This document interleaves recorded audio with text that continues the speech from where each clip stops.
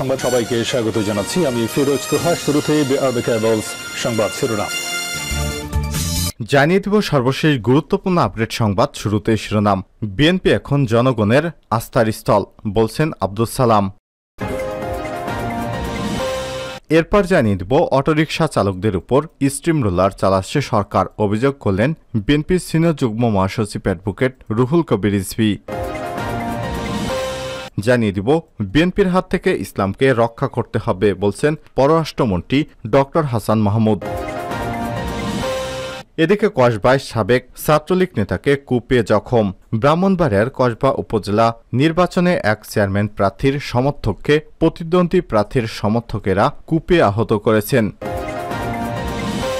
এবারে জানাবো ইরানে 5 দিনের রাষ্ট্রীয় শোক ঘোষণা।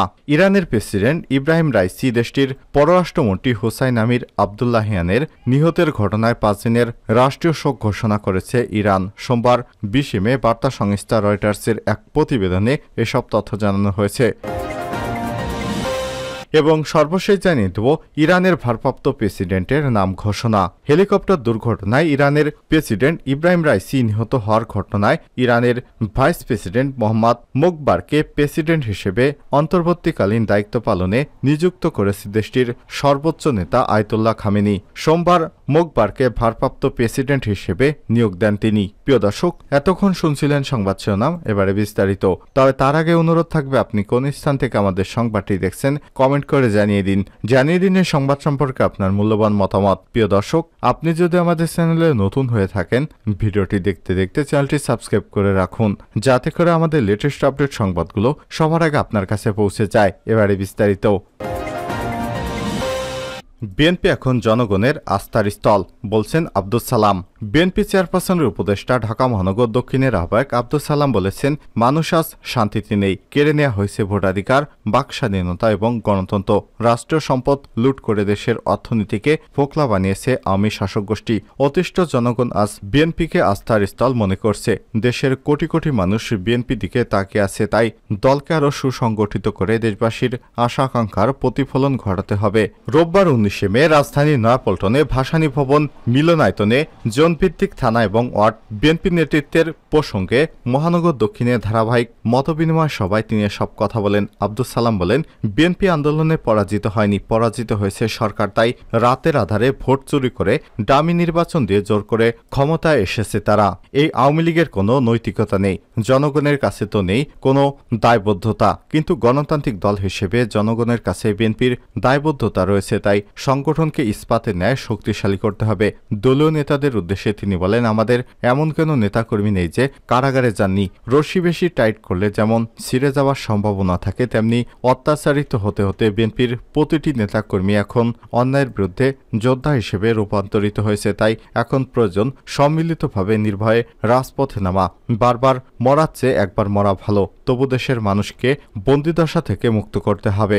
আব্দুস সালামের সভাপতিত্বে এবং ঢাকা মহানগর দক্ষিণ বিএনপির সদস্য সচিব রফিকুল আলম মজনুর সঞ্চালনায় এতে আরও বক্তব্য রাখেন দক্ষিণের যুগ্ম আহ্বায়ক এবং জোন 2 এর সমন্বয়ক ইউনুস মিথা, আব্দুস সাত্তার সদস্য এবং দপ্তরের দায়িত্বে থাকা সাইদুর রহমান মিন্টু, গোলাম হোসেন, অ্যাডভোকেট ফারুকুল ইসলাম, শেখ মোহাম্মদ আলী চায়না, শামসুল হুদা কাজল, নাদিয়া পাঠান পাপন প্রমুখ।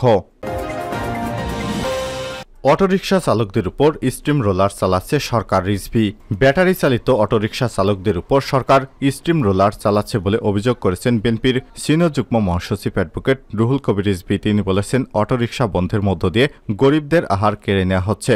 সরকার সম্পূর্ণ অনৈতিকভাবে গরিবদের উপর জুলুম চালাচ্ছে। সোমবার 20 মে সকালে জাতীয় প্রেস ক্লাবে শ্রমিক দল আয়োজিত এক মানববন্ধনে রুহুল কবির রিজভী এসব কথা বলেন। বিএনপির এই নেতা অভিযোগ করে বলেন, দরিদ্র অটোরিকশা চালকদের কাছ থেকে সরকারি দলের নেতাকর্মীরা প্রতিনিয়ত চাঁদাবাজি করে তাদের সর্বশান্ত করেছে। সরকার দেশের প্রত্যেকটি সেক্টরকে লুটপাট করে শেষ করে দিয়েছে। অবিলম্বে জনসম্পৃক্ত আন্দোলনের মধ্য দিয়ে সরকারকে ক্ষমতা থেকে হটানো হবে। আওয়ামী লীগের সাধারণ সম্পাদক ওবায়দুল কাদেরের উদ্দেশ্যে তিনি বলেন, হঠাৎ করে ব্যাটারি চালিত অটোরিকশা ভ্যান বন্ধ করে দিলেন। আপনি নিজেই বলেছেন তার হাতে ঘড়ির দাম অনেক টাকা।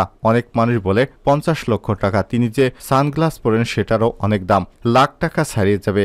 যার সানগ্লাসের দাম এত, ঘড়ির দাম 50 লক্ষ টাকার উপরে, তিনি এই ব্যাটারি চালিত রিকশা চালকদের নিষিদ্ধ ঘোষণা করলেন। তিনি কিভাবে তাদের দুঃখের মর্ম বুঝবেন? উনি কি জানেন এরা একবেলা খায় কিনা 2 বেলা খায়? ওবায়দুল কাদের কি করে জানবেন তারা যে পরিশ্রম করে রিকশা চালায়, সেই টাকা দিয়ে, সেই উপার্জন দিয়ে তার সন্তানদের স্কুলে পাঠাতে পারে কিনা? ক্ষমতাসীন দলের নেতাদের উদ্দেশ্যে রুহুল কবির রিজভী বলেন, তাদের সন্তানেরা তো বিভিন্ন দেশে বসবাস করছে। কেউ বলে দুবাইয়ে, কেউ বলে কানাডায়, কেউ বলে মালয়েশিয়ায় সেকেন্ড হোম এবং বিভিন্ন ধরনের বাড়ি তারা সেখানে নির্মাণ করেছে। তারা তো এদের বিষয়ে জানে না। গরিব মানুষেরা যে চাল কিনতে পারছে না, যে দেশে আলুর দাম এই সিজনে 55 টাকা কেজি, এটা কি ওবায়দুল কাদের সাহেব জানেন? ওবায়দুল কাদের সাহেব জানেন না, ওনার নেত্রীও জানেন না। ওনাদের প্রত্যেকটি নেতা এবং তাদের আত্মীয় স্বজন বিদ্যুৎ খাত থেকে কোটি কোটি টাকা নিয়ে গেছে, বিভিন্ন উন্নয়নের নামে কোটি কোটি টাকা পাচার করছে। শুধুমাত্র টাকা পাচারের এই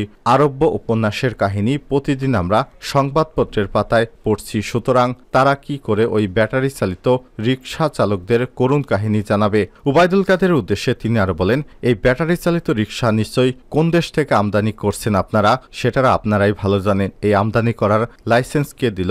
ঢাকা সহ প্রতিটি শহরে আমি দেখেছি এই ব্যাটারি চালিত যান চলাচল করে। তাদের এই রোড পারমিশন কারা দিল সেটা আওয়ামী লীগই ভালো জানে। এখন এত টাকা খেয়ে তাদের রোড পারমিশন দিয়ে কি করে হঠাৎ করে এই অভুক্ত মানুষদের কাছ থেকে তাদের কর্মকে কেড়ে নেওয়া হচ্ছে? এটা কোনোভাবেই মেনে নেওয়া হবে না। বিএনপির হাত থেকে ইসলামকে রক্ষা করতে হবে, পররাষ্ট্রমন্ত্রী। বিএনপির হাত থেকে ইসলামকে রক্ষা করতে হবে বলে মন্তব্য করে পররাষ্ট্রমন্ত্রী ডক্টর হাসান মাহমুদ বলেছেন, আওয়ামী লীগের সব সংগঠন ইসরায়েলের বিরুদ্ধে প্রতিবাদ জানালেও বিএনপি এবং তার দোসরেরা কোনো প্রতিবাদ জানায়নি। তারা ইসরায়েলের দোসরে পরিণত হয়েছে। বিএনপির হাত থেকে ইসলামকে রক্ষা করতে হবে। সোমবার 20 মে বঙ্গবন্ধু এভিনিউর আওয়ামী লীগের কেন্দ্রীয় কার্যালয়ে ওলামা লীগের প্রথম প্রতিষ্ঠা বার্ষিকীর অনুষ্ঠানে তিনি সব কথা বলেন। পররাষ্ট্রমন্ত্রী বলেন, আলেম ওলামাদের জন্য এ পর্যন্ত যা কিছু করেছে সবই আওয়ামী লীগ সরকার অর্থাৎ প্রধানমন্ত্রী শেখ হাসিনার হাতেই হয়েছে। বিএনপি এবং তার দোসররা আলেম ওলামাদের ব্যবহার করেছে ধর্মীয় অনুভূতি নিয়ে রাজনীতি করে, কিন্তু আলেমদের জন্য কিছুই করেনি। তিনি বলেন, এদেশে আলেমদের জন্য শেখ হাসিনা যা করেছেন বঙ্গবন্ধুর পরে আর কোনো সরকার তা করে নাই। বাইতুল মোকাররম মসজিদের কোনো মিনা ছিল না। প্রধানমন্ত্রী শেখ হাসিনার উদ্যোগ গ্রহণ করার পর কাজ শুরু হয়। ইসলামী আরবি বিশ্ববিদ্যালয় প্রতিষ্ঠা করেছেন তিনি। কোনো আলেম ওলামা দাবি না করা সত্ত্বেও 1,20,000 মসজিদ ভিত্তিক মক্তব প্রতিষ্ঠা করেছেন। আওয়ামী লীগ সরকার জানিয়েছেন। পররাষ্ট্রমন্ত্রী বলেন, প্রতিটি উপজেলায় মসজিদ ভিত্তিক মাদ্রাসা স্থাপন করেছেন, যেখানে শিক্ষকেরা 12,500 করে ভাতা পান। প্রতিটি উপজেলায় জেলায় দৃষ্টিনন্দন মসজিদ, বাইরে তাকালে চোখ জুড়িয়ে যায়, ভেতরে গেলেও চোখ জুড়িয়ে যায়। ওলামা লীগের প্রতিষ্ঠা বার্ষিকীর সভায় দলটির সভাপতি মাওলানা KM আব্দুল মমিন সিরাজের সভাপতিত্বে প্রধান অতিথি হিসেবে ছিলেন আওয়ামী লীগ সাধারণ সম্পাদক এবং সড়ক পরিবহন ও সেতুমন্ত্রী ওবায়দুল কাদের। এ সময় উপস্থিত ছিলেন আওয়ামী লীগের সাংগঠনিক সম্পাদক, প্রচার এবং প্রকাশনা সম্পাদক আব্দুস সোবহান গোলাপ, ধর্ম বিষয়ক সম্পাদক সিরাজুল মুস্তফা প্রমুখ। কসবায় সাবেক ছাত্রলীগ নেতাকে কুপিয়ে জখম।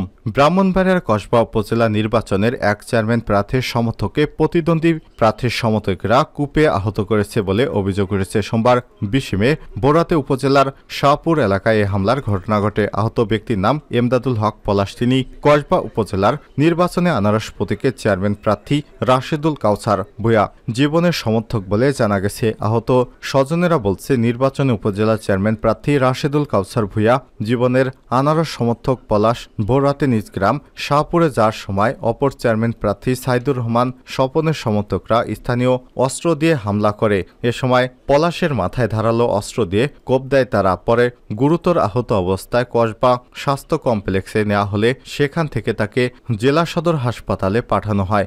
বর্তমানে সে ব্রাহ্মণবাড়িয়া সদর হাসপাতালে চিকিৎসাধীন। এ বিষয়ে আনারস প্রতীকের রাশেদুল ভূঁইয়া কাউসার জীবন বলেন, নির্বাচনের প্রচার শুরুর পর থেকে প্রতিপক্ষ চেয়ারম্যান প্রার্থীর লোকজন আমার নেতাকর্মীদের উপর হামলা চালাচ্ছে, তাদের মারধর করছে, নির্বাচনে ভয়ভীতি সৃষ্টি করছে এবং ভোটাররা যাতে কেন্দ্রে গিয়ে ভোট দিতে বিরত থাকে সেজন্য এসব হামলা চালানো হচ্ছে বলে তার অভিযোগ। তবে অভিযোগের বিষয় জানতে চাইলে চেয়ারম্যান প্রার্থী সাইদুর রহমান স্বপন বলেন, এ বিষয়ে তিনি কিছু জানেন না। এ ধরনের ঘটনা ঘটেছে কিনা তা তিনি খোঁজ নিয়ে দেখবেন। এ বিষয়ে কসবা থানার ভারপ্রাপ্ত কর্মকর্তা রাজু আহমেদ বলেছেন, হামলার ঘটনায় এ পর্যন্ত একজনকে আটক করা হয়েছে। কী কারণে এই হামলার ঘটনা ঘটেছে তা তদন্ত করে ব্যবস্থা গ্রহণ করা হবে। ইরানের ভারপ্রাপ্ত প্রেসিডেন্টের নাম ঘোষণা। হেলিকপ্টার দুর্ঘটনায় ইরানের প্রেসিডেন্ট ইব্রাহিম রাইসি নিহত হওয়ার ঘটনায় ভাইস প্রেসিডেন্ট মোহাম্মদ মোকবারকে প্রেসিডেন্ট হিসেবে অন্তর্বর্তীকালীন দায়িত্ব পালনে নিযুক্ত করেছে দেশটির সর্বোচ্চ ধর্মীয় নেতা আয়াতুল্লাহ আল খামেনি। সোমবার মোকবারকে ভারপ্রাপ্ত প্রেসিডেন্ট হিসেবে নিয়োগ দেন তিনি।